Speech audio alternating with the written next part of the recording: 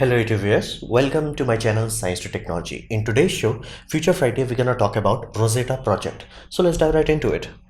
Now first we have to understand what problem do we face that we are trying to use Rosetta. Now one thing you have to understand fundamentally on basic level, time erodes everything. It does not matter whether you built Nalanda University or Roman Colosseum, everything over time fails. I know it's not Colosseum. You get the point. Like everything over time falls apart. That's the reality. Time will erode everything. Now, what does that mean for us? For us as a civilization, it simply means we'll forget everything. Whatever happens, like no matter how big we think the event is, like let's say you think 2020 is a big deal, over time it will be like, it may be just like a normal number for most people. So reality is we forget about this. Now what does that entail for our civilization or for our future specifically? It kind of breaks the bridge between past and present. It's like there is no, we do not know the accuracy, we do not know the validity of, we have no idea, we are just guessing. That was like same way we are guessing what happened in the past, our future will do the same. Now why is such a bad thing? Because like again, death is a part of life, so what's the bad about it? History is a great teacher. Many times civilization has done stupid things, and they could have prevented themselves from doing that said stupid thing if they knew that it has already been attempted and already been wasteful with this. So reality is we need this kind of bridge where we can like actually look into the past and learn from past, simply because history is a great teacher and you really don't want to be in a position where you have to learn this the hard way. So you really want there to be an easy way. Now languages, now this whole project is focusing on language aspect of us. The core reason for that is we humans have many languages. India alone has like freaking hundreds of languages that are alive at this point in time, and many languages are in Europe, many languages are in Africa. They're like language, we got more than enough language, let's just put it that way. However, the harsh reality is in next 100 years 90% of them will go poof. So what does that mean? That simply means right now at this point in time, if there are less than 1000 people speaking a language, that language is classified as endangered language, so to say.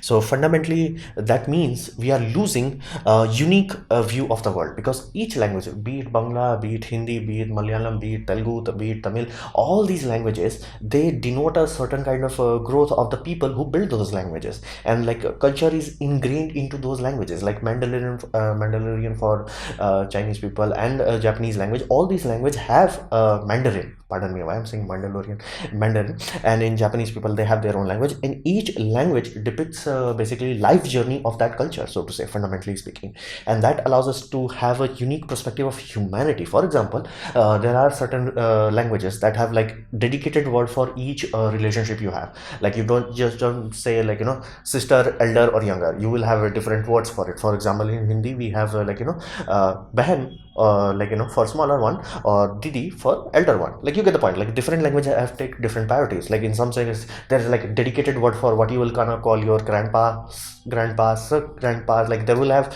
multiple generational you know, name for it. So you will understand for a fact that these people take that seriously. And that's why if you start to analyze multiple languages at the same time, you'll see people are truly diverse. People are truly like, you know, look the life in a different way. Now if we lose this signature identity, aka the language itself, fundamentally over time we're gonna forget. Like we all gonna become more or less the same. The diversity will be lost.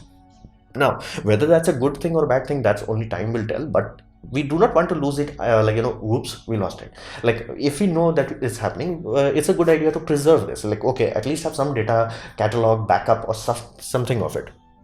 So that's the whole point. And you may think language is a big thing. How the heck you're gonna back up like hundreds of pages of document that you need to have in order to teach someone a language? And when we are talking about hundreds of language, aka 1500 language or something like that, you will think about digital media. While it is super easy to do that in a basic bitch hard drive, digital storage is neither good nor long lasting.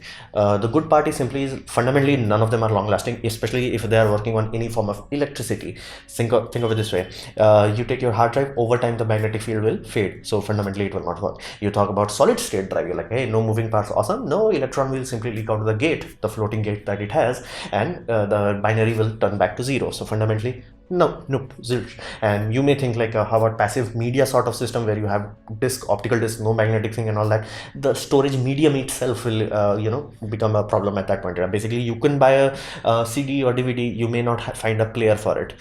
So reality is, and we have already gone through so many mediums at this point in time, like more than hundreds of medium we've been through. Like many young people do not know that we used to use tape for digital storage. Like I'm not talking about LTO tapes which are used in archive, like as in like this was our floppy drive. So fundamentally it's not good nor stable, and definitely not something that can be counted on for hundreds of years, given the fact that we have only been doing this for let's say 30-40 years and none of them have survived. So fundamentally we need something better than digital solutions. Then again we come to history. Now history has given us a hope, so to say. Now Egyptian hieroglyphics were a thing. We knew about it. We can see it everywhere. There were more than enough data points, but we could not, for the life of us, decode it. No matter how many scholarships were given out, no matter how many people pour their life into it, we simply had no context of it. We were just guessing on top of a guessing on top of a guessing. It's like find A, if B is multiplied by X, multiplied by Z, Z access to the alpha tangent theta, it's like, yeah, it's useless. So fundamentally, we were trying to make some progress, but we are not. But thankfully, a randomly magic happened. Rosetta stone. Now this stone is as insignificant as it could be. Like it's 100% meaningless at the time of its creation. It was just like, just do something here. It was that meaningless. However, for us, for quote unquote, in past, it was not very important. But in present, this allowed us to decode past. That's why we learned this whole project is named Rosetta Project, because it has 3 data points, all 3 done in different languages, but all 3 are the same thing. So basically think of it as the same story said 3 times in 3 different languages. Thankfully one of those languages are common language, basically Greek language. So there were a lot of scholars who can decode Greeks. Now we know these 3 things are the same things because some things were repeating and it was quite easy to spot. The moment we figured it out, using mathematics, using a lot of elbow grease, we figured out how the heck this all 3 languages work properly. So we learned this hard way, so to say, that hieroglyphics, how the heck we decoded hieroglyphics. We learned one thing very important. If we think like we can make our language and send a copy to the future, they're never gonna learn it. We have to send multiple languages of the same thing. Only then there are some mathematical probabilities that will help us to learn, and this language will become a very good tool for our future generation to decode. So because of this, we know for a fact that you have to give multiple languages. Now think of it this way. If our modern Rosetta disk goes to any advanced alien species and they have supercomputers of their kind, like good enough supercomputer, they will put the disk in and scan it. Within few hours they will figure out every language. Why? Simply because of mathematics. Basically think of it this way. How often each language will use something like sun, moon, how often they will use that, things like food, and all these things will, just on mathematical data point, you will guess, hey dude, planets have stars, generally planets revolve. Again, assuming general thing, planets revolve, so they will have day and night cycle. Or you can assume that, you can assume multiple variables, and based on data points you can filter out things. Just on that you will start to find out some similar words, like a word for sun will come up in Hindi, it will come in English, it will come in Bangla, it will come in every single language. Now that's your one fixed data point. So utilizing that, you can create a thread, and based on that thread, based on more probabilities hit, you will like, okay, I have decoded the language. Again, it will take time, but doable. So we learned this the hard way, that we have to have multiple languages. That's why this project, Rosetta Project, is focusing so seriously on language. Now history is a great teacher, we already learned this, so we are pouring every single last bit of language that we can at this point in time. It's no longer like, oh, this has to be most common language. No, just a language. So how they are making the actual hardware? They are using HD Rosetta, that's the project name, hardware name, quote unquote. It's a disk. Now this disk is made out of nickel alloy. Now why nickel? Again, it's a kind of stable metal. It's not gonna corrode very easily, nor is gonna melt very easily. So that's a very good thing. And it allows this metal, has unique properties that makes it very quote unquote easy to do what we call focus ion beaming. What does that mean? That simply means the same technology we use on silicon to etch silicon circuits, we are utilizing same technology to etch paper here. Basically we are writing things on this on a microscopic level. Now one thing they were decided very early on, they tried to see how low they can go. They went so low that you needed a very high quality electron microscope to read this. And the reality was, if you are sending something in the future, if people are not to just ignore it or destroy it, or actually have any chance of it, it has to be simple. So reality was decided that we had microscopes as early as 1000 years ago. So fundamentally, if it was where you can use a magnifying glass and another magnifying glass and have some chance of reading it, use that. So magnification was chosen, that is around 600x. Basic bitch microscope can do that. I'm talking optical microscope, and you don't need electron microscope. That was chosen. Now thankfully, even at that size, a normal disk can handle more than enough data. It's like, bro, just keep all the languages, as in like 1500 languages, you go YOLO on it. So reality is, a lot of data can be poured into this disk, and this disk, because of the metal created and because of the simplicity, there is no magnetic field here. It's like inherently stable. It's not gonna corrode, oxidize or anything, and even fire cannot damage it. And given the fact it's small, it's not a very big thing which will break over earthquake. It's like a small thing, and if you package it well enough, there is nothing, tangibly nothing, that can damage this. So really good long-term archivable storage. It's almost like much better than paper, because the only way paper can be survived long enough, it's basically we have to maintain it, and over time we have to transfer it, because paper inherently will break down. This puppy will not break down. So fundamentally, you will see people saying about 10,000 lifespan. We do not know whether it's actually going to last 10,000 years or not, but technically it should. And one of this disk is in actual Rosetta mission that is orbiting another asteroid. So there is a copy of this puppy that's supposed to actually last for millions of years.